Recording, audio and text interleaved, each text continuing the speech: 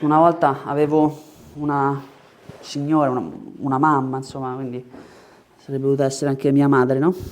Qui sul lettino e dico, qui è il bacino e lei mi fa.